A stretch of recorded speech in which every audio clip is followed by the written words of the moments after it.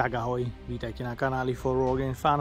No a v dnešnom videu sa pozrieme na ďalší zvárací model od Pantermaxu v trojkombinácii s plnohodnotným COčkom na malé 1 kg cievky, takže poďme na to, vyskúšame a otestujeme ju.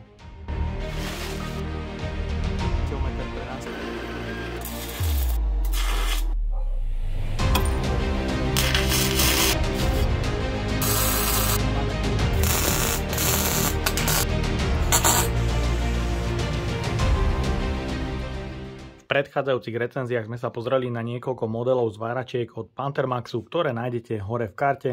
Výrobca taktiež pripravil 10% zľavový kupón pre mojich fanúšikov na nákup zváračiek alebo zváracích setov od firmy Pantermax, ktorý nájdete dole v popise pod videom.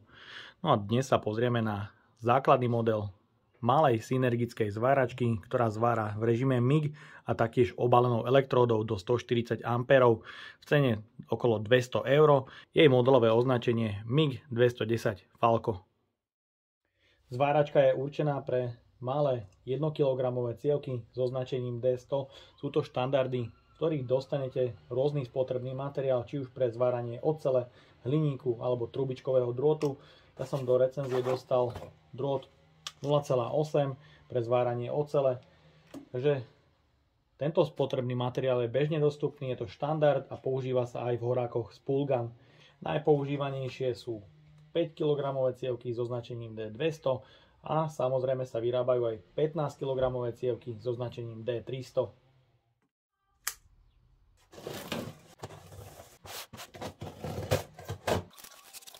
V balení nájdeme užívateľský manuál v českom jazyku. Máme tu dve špičky pre hrúbku drôtu 0,9 a 1 mm a taktiež kľúč na demontáž. Ďalej sú tu kliešte pre zváranie obalenou elektródou, kliešte pre uzemnenie a držiak elektródy. Kábel je použitý 1x16 mm, sú dlhé 2 metre a sú tu tieto menšie štekre. V balení nájdeme 500 g trubičkového drôtu 0,9 mm.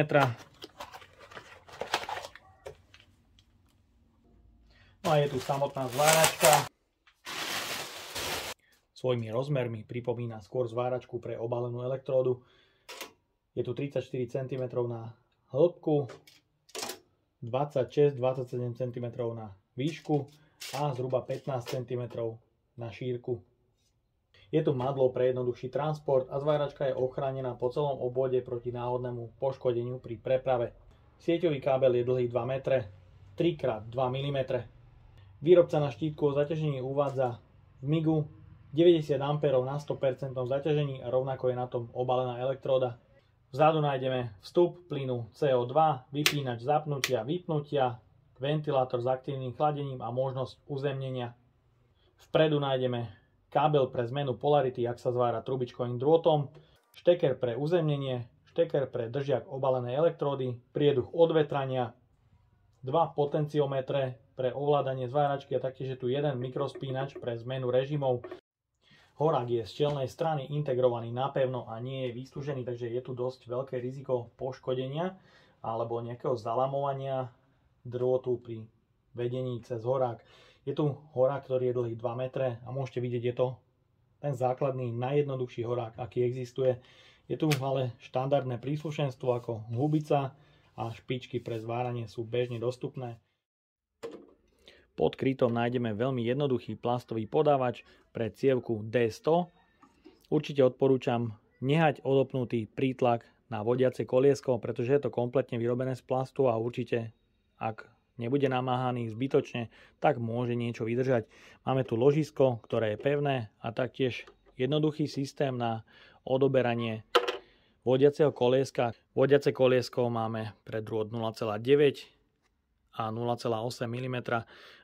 Koliesko pre 0,6 drôt v balení nie je. Po zapnutí začnú blikať kontrolky. Ovládací panel z čelnej strany je jednoduchý, nájdeme tu kontrolku pre napájanie zo siete, kontrolku prehriatia stroja, pravý potenciometer pre nastavenie amperov v režime MMA a taktiež nastavenia rýchlosti podávania drôtu v režime zvárania s COčkom, taktiež ľavý potenciometer pre nastavenie COčka.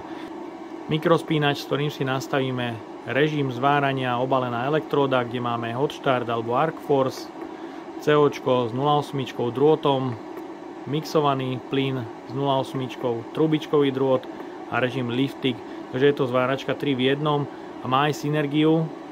Takže uvidíme, ako funguje táto synergia, keďže tu máme aj manuálne nastavenia pre použitie COčka.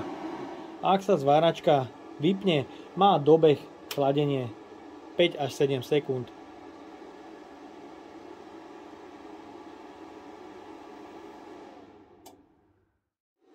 Je možné regulovať rýchlosť podávania drôtu.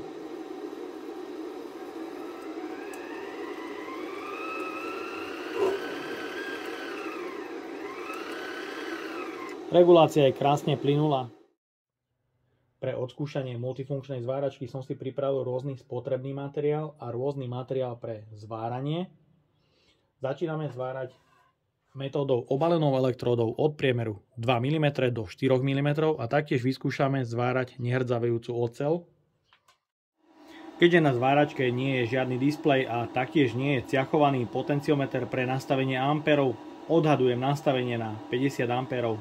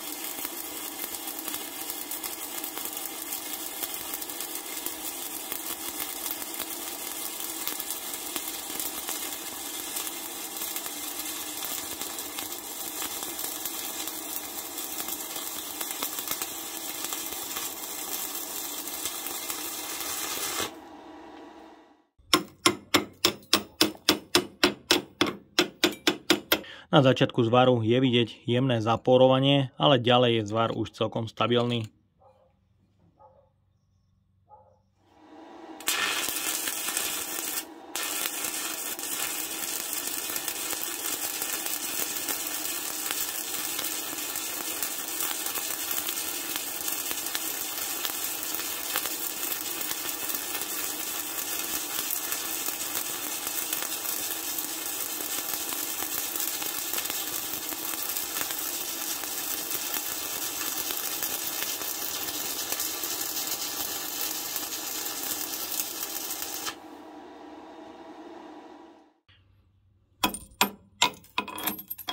Na 3/2 elektróde je vidieť veľmi peknú stabilitu oblúku po celej dĺžke zvaru.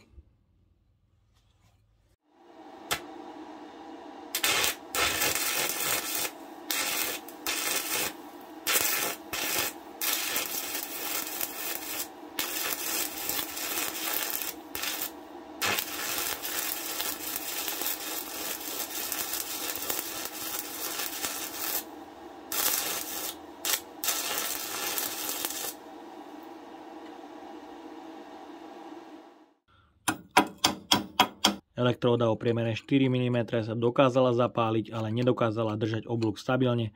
Zváračka ale na túto elektródu nie je stavaná.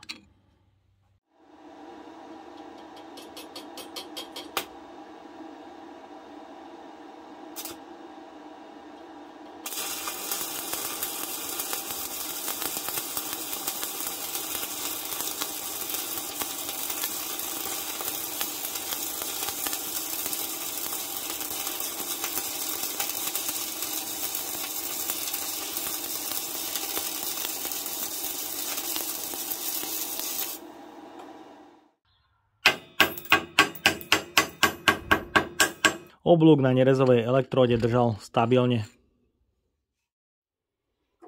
Ďalej budeme pokračovať s váraním s trubičkovým drôtom o priemere 0,9 mm.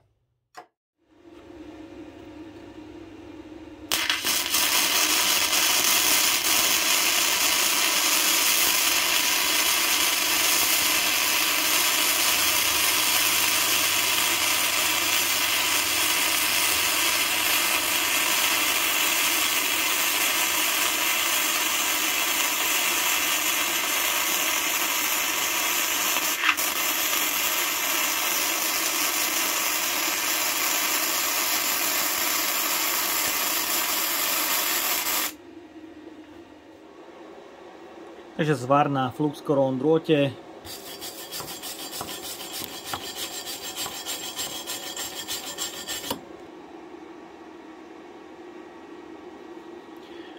Myslím, že na to, že je to trubičkový drôt, je ten zvar podľa môjho názoru veľmi pekný.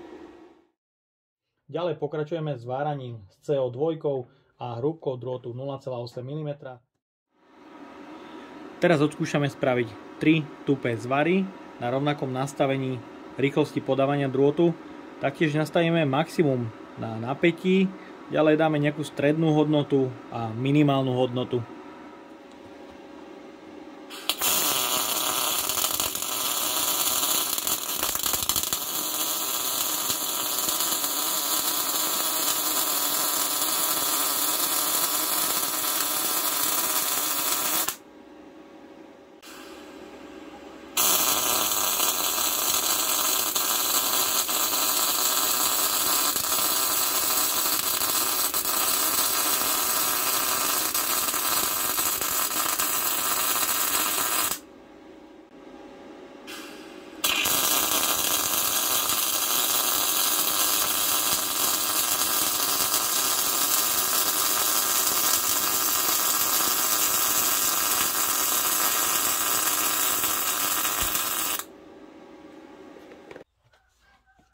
Takže máme tu 3 zvary na rovnakom nastavení rýchlosti podávania drôtu, kde na prvom zvare bolo minimálne nastavenie napätia a je vidieť, že zvar je nalepený, je taký navrstvený a ďalší zvar je v nejakej tej korekcii na stredovej hodnote a máme tu tretí zvar, kde je napätie na maximum.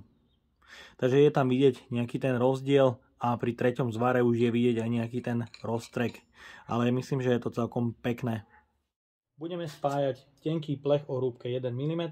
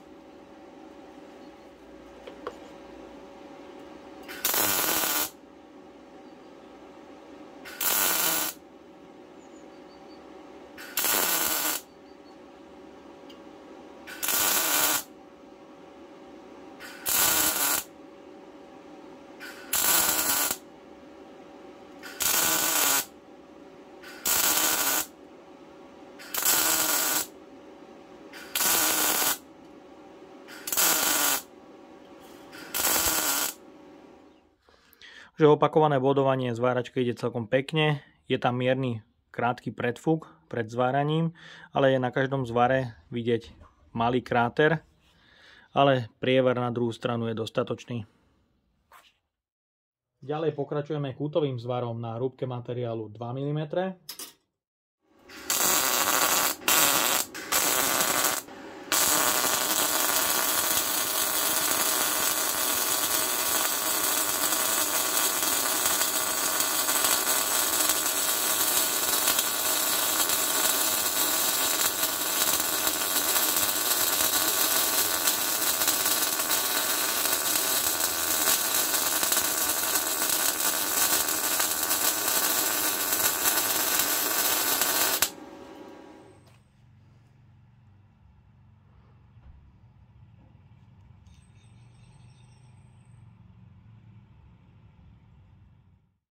Ďalší kútový zvar na hrúbke materiálu 6 mm.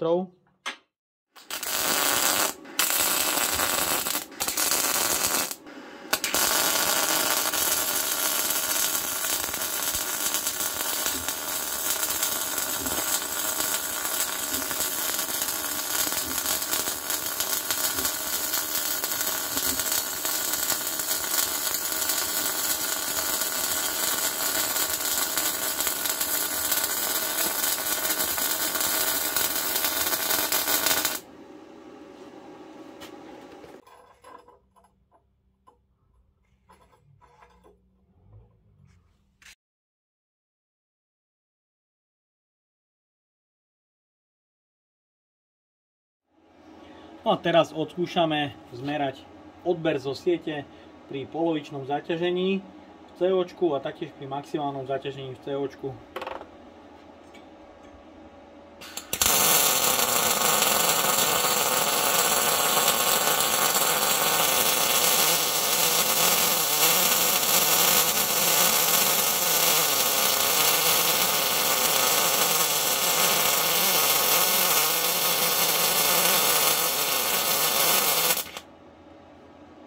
No a teraz dáme na maximum a vyskúšame znova.